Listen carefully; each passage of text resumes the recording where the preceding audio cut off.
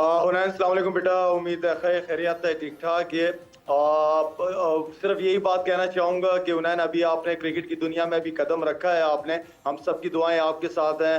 अल्लाह ताला आपसे बहुत अच्छी अच्छी परफॉर्मेंसेस करवाए और आप अपनी फैमिली को बहुत प्राउड फील कराएं।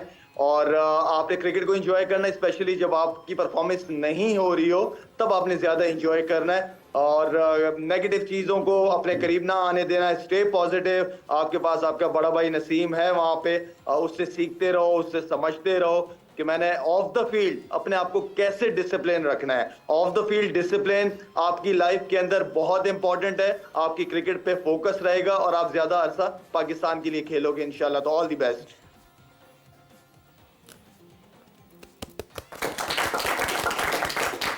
वालेकुम सलाम साहिब भाई। सबसे पहले तो ये मेरे लिए बहुत बड़ी बात है, बहुत इजाज़ की बात है कि आप मुझे गाइड कर रहे हैं और मुझे ये मौका मिला कि मैं आपसे बात कर सकूं। तो मुझे समझ नहीं आ रहा मैं क्या बोलूं, लेकिन मैं शायद कल से ज़्यादा एक्साइटेड हूँ। और मैं इंशाल्लाह जिस तरह आप लोगों ने बताया सेम वैसे ही होगा। और इंशाल्लाह कोशिश करूंगा कि इतना मेहनत करूं कि जब भी मुझे मौका मिले, जिस भी स्टेज पे मौका मिले, मैं अपने आप को साबित करूं और अपनी जो भी जिस टीम से खेलूं उस टीम को मैच जितवाऊं और अच्छे से परफॉर्म करूं। Very good, very good. बस उबैद, इस एज में आपने ज्यादा ज्यादा सुनना है, बोलना कम है, और आपकी परफॉर्मेंस बोले तो वो ज्यादा बेहतर है।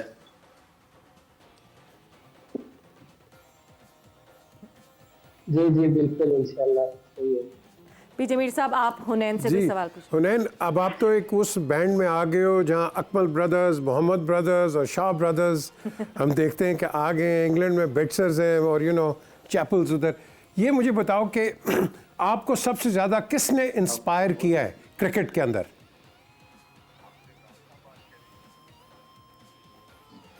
मैंने काफी सारे इंटरव्यू में बताया कि नसीम को देख के हमें एक होप मिली थी कि यार हम अगर मेहनत करें और पूरी लगन के साथ मेहनत करें तो इंशाल्लाह हम भी किसी न किसी स्टेज पे पाकिस्तान को रिप्रेजेंट कर सकते हैं। और शुरू से जब हम टेप बॉल खेलते थे गांव में, तो उस टाइम भी साथ खेलते थे, लेकिन इतना आइडिया नहीं था कि हमें पाकिस्तानी टीम के प्लेयर्स हम ऐसे इमेजिन भी नहीं कर सकते थे कि हम इनके साथ कभी बैठ सकते हैं, इनके साथ कभी बात कर सकते हैं। लेकिन जब से नसीम अंडर 19 और 16 पाकिस्तान खेला और फिर पाकिस्तान को रिप्रेजेंट किया, तो उस चीज ने हमें सबसे ज्यादा इंस्पायर किया कि हम, क्योंकि जिस इलाके से हम है वहाँ पर क्रिकेट के लिए इतनी फैसिलिटीज नहीं है और न ऐसे कोई अकेडमीज है क्रिकेट के।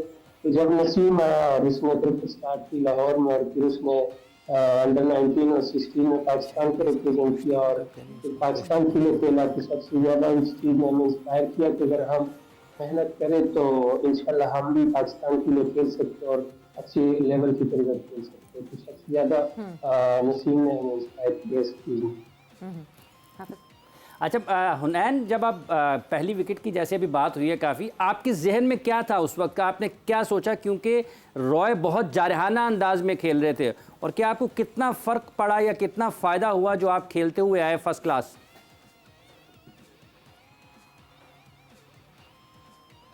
देखिए, फर्स्ट क्लास क्रिकेट का एज ए फास्ट बॉलर आपको बहुत फायदा होता है, आपको डिसिप्लिन में बॉलिंग करना सीख जाते हो। और मैंने ये चीज फर्स्ट क्लास में सीखी है कि आप किस तरह अपने लेंथ को एडजस्ट कर सकते हो पिच के हिसाब से और बैट्समैन के हिसाब से। तो वो 4 day cricket as a fast bowler आपको बहुत हेल्प करता है कि आप डिसिप्लिन कैसे रह सकते हो किसी भी कंडीशन में। 4 डे क्रिकेट मेरे ख्याल से आपको हर फॉर्मेट में बहुत हेल्प करता है, चाहे वनडे हो चाहे T20 हो, क्योंकि आप वहाँ पर आप में पेशेंस आ जाते हैं कि आपको किस तरह, अगर सारा दिन भी बॉलिंग करना पड़ जाए तो आप किस तरह एक ही लाइन और लेंथ से बॉलिंग कर सकते हैं। तो 4 डे काफी हेल्प किया मुझे फर्स्ट क्लास में, और वनडे ने नेशनल T20 सब कुछ खेला। तो डोमेस्टिक इस सीजन ने मुझे बहुत हेल्प किया। और जब मैं मैच में खेल रहा था तो मुझे आइडिया था कि मेरा लेंथ है वो मुझे हेल्प करेगा इस पिच पे, क्योंकि कोचेज ने अगर भाई है उन्होंने भी मुझे गाइड किया कि आपका जो लाइन है, लेंथ है और लाइन है, वो इस पिच के लिए बहुत जबरदस्त है। तो हमें उम्मीद है कि आप इस पिच पे अच्छी बॉलिंग करोगे। तो बस मैंने जस्ट अपने लेंथ पे बॉल किया, अल्लाह ने इज्जत दी। बिल्कुल जी, अल्लाह ही इज्जत देने वाला है। जाते जाते हुनैन एक चीज, क्योंकि बहुत फरमाइश है इस बात की, लाला पश्तों में इसको गुड लक कह दीजिए हुनैन को प्लीज। हुनैन मखकी दे पारा ताला डेट गुड लगता है खमश वलशा खई जड़ना मश वलशा और दागा मौका च मिस न के कोशिश ताला दा कवंदे च पाकिस्तान ना मशगले दंदा और डेर ज्यादा मशगले दंदा इंशाल्लाह सही रहेगा ना ए नसीम ना बख जोड़ेगी इंशाल्लाह ऑल द बेस्ट इंशाल्लाह।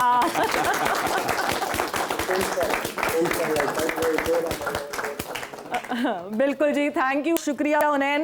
एंड मुझे तो सिर्फ लाला यही समझ आया कि हाँ जी जोड़ीदार बनना है नसीम का और गुड लक आपने कही है। मैं ब्रेक पर जा रही हूँ, ब्रेक से वापस आऊंगी तो आपसे पूछूंगी मुझे सही समझ आया कि नहीं आया आफ्टर द शॉर्ट ब्रेक।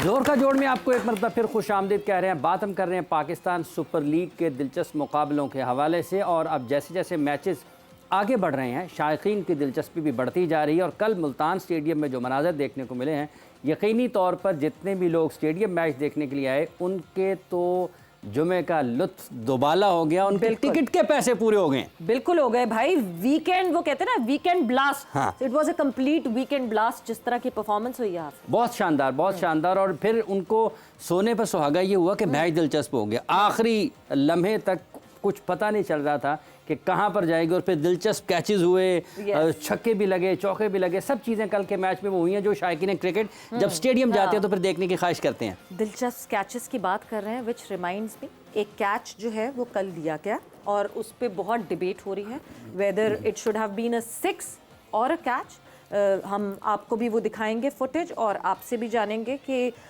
वो कैच है या 6 है और क्या पर्टिकुलरली रूल्स हैं रिगार्डिंग दैट।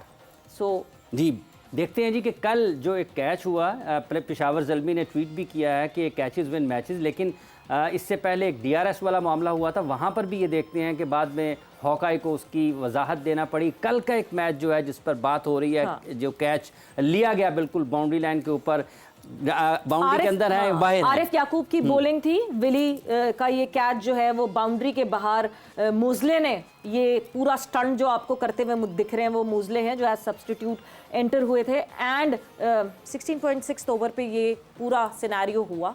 अब जो ये हम देख तो रहे हैं, ये सारा हमें पता चल रहा है कि इस वक्त हो क्या रहा है। सबसे बड़ी डिबेट ये थी कि क्या ये कैच माना जाएगा या ये 6 माना जाएगा। ये इसकी दो चीज़ें। अब एक तो आपका ये जो फुट ये नज़र आ रहा है ये क्लियर नहीं है, हमें नहीं पता कि ग्राउंड को टच कर रहा है नहीं कर रहा है। अगर टच कर रहा है he is not out, simple, because he is out of the boundary. हवा में है और उसी तरीके से ये वापस बाउंड्री में जाता है, वो प्रोबेबिलिटी है, ठीक है, क्योंकि उसने टच नहीं किया। बट देन अगेन टेक्निकलिटी जो रेज किया है ये डोमेन से तो बाहर है, बाउंड्री से तो बाहर है। बिल्कुल देखे ना, ये इसकी बड़ी, मैंने पहले जो बात की है, जब आप कैच पकड़ते हैं नीचे घास को लग जाए तो that's not out, because ghas is part of the ground, so that's not out. So अब आप उसको किस तरह डिफाइन करेंगे? ये लॉज को इनको आई थिंक रिफ्रेम करना चाहिए।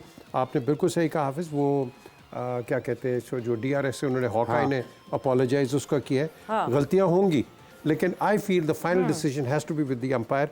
अगर थर्ड अंपायर ये मिस्टेक कर रहा है तो जस्ट इमेजिन आपका परफेक्शन कहाँ गया। एग्जैक्टली। और देखें वो बिल्कुल टर्निंग पॉइंट बन सकता था, बिकॉज परसों वाले मैच में भी यही हुआ। It could have been the turning point अगर वहाँ पे डिसीजन डिफरेंट हो जाता। हम ज़रा लॉस के हिसाब से अगर बात करें, जो MCC रूल ऑफ लॉ है, जहाँ हम 33.2A की बात करते हैं कि fair catch, what is a fair catch. So fair catch में वो कहते हैं a catch will be fair only if in every case either the ball at any time और any fielder in contact with the ball is not grounded beyond the boundary before the catch is completed. अब ये एक बहुत important चीज, ये जो आपने technique, अब ये बहुत टेक्निकल है लोगों को। इफ इज नॉट ग्राउंडेड, जो मैंने पहले कहा आपको, उसका पैर ऊपर है और उसने छलांग लगाई हवा में, उसका पैर नहीं गया और कांटेक्ट हो गया और अंदर गया, तो देन इज आउट। लेकिन again he is out of the boundary. Yes, हाँ, At the first देखो ना- contact with the ball, he is already out of He's the boundary. already out of the Whether boundary. he is jumping or whether he is Oh, not absolutely. jumping, that should be null and void then. Correct correct. अब ये जो चीज़ है ये बड़ी ambiguity है इसके Yeah. अंदर। वो कहते हैं कि आपने फेयर कैच पकड़ा है और आपका पैर बाहर नहीं है, हाँ, तो भाई बाहर नहीं है, लेकिन उसने पकड़ा तो बाहर से है ना, बाउंड्री के बाहर है। बिल्कुल। हम ये क्योंकि वो लूप एक दफा फिर से देखते रहेंगे बात करते करते। हम देखो ना, हम छिक्का किसको मारते हैं हाँ। कि जो आपकी जो डोमेन है हाँ, उसके बाउंड्री अंदर तो छिक्का नहीं है ना, चौका बाहर है, है। चौका है। इधर भी गिरे चौका हो गया, इधर गिरेगा तो छिक्का है। Yeah. तो अगर आप छिक्के पे हवा में जाके पकड़ के और फिर आप वापस अंदर जा रहे हो, तो आपने गेंद को तो उसके डोमेन से बाहर पकड़ा है। तो आपके ख्याल में इसको नजरसानी होनी चाहिए कि अगर भले आप हवा में ही हैं लेकिन बाउंड्री से बाहर हैं। You have very very correct Hafeez. इस चीज़ को आपने यू हैव टू देखो, जिस तरह आपकी क्रिकेट डेवलप कर रही है, Yes, बल्कि evolve कर रही है। आपने एक सवाल बड़ा इंपॉर्टेंट किया था, आई डिडंट आंसर, उस पर भी आता हूँ। तो ये आपको ग्रेजुअली चेंज करना पड़ेगा। आप मॉडिफाई करते हैं लॉज को, आपने नहीं है 75 यार्ड्स की बाउंड्री है, कहीं 105 की, हाँ, 110 कहीं की कम है और एक तरफ ज़्यादा हो जाती है। सो आप उसको इवन कैसे कर सकते हो? फिर आपका मैच एक जगह टिल्ट हो जाता है। देखो ना, जो 6-3 इधर लेके खेलेगा वो 6-3 इधर तो नहीं लेके हाँ, नहीं खेलेगा, खेलेगा। Short boundary. तो इसको आपको you have to work on it. But coming to that very important question before the break, आपके कोचेस जो है अब वो अपने आप को रीडिफाइन और रीडेवलप कर रहे हैं कि आपको 25-25, 30-30 के खेपे मिल जाएंगी। रादर जो आपने कहा कि बाबर 100 कर जाता था, पीछे कुछ नहीं करता था, तो बाकियों को तो मैच प्रैक्टिस ही नहीं मिलती थी। तो ये अब जो है, मैं समझता हूँ कोचेस ये कह रहे हैं कि आप कंसिस्टेंसी पे जाओ, don't hog the ground, Exactly. Just 25-30। और सोबर्स का भी यही था। हाँ, क्विक Whether- बर्स्ट देना। T20 is bursting out. Bursting बस out. आप आए, एक क्विक बर्स्ट दें, a That's- quick burst of 30-35 runs would be enough for a batter move on and let That's other right. come Yeah. and express themselves. That Yes, should be the key. That should be the case, and then that prepares you for the next game.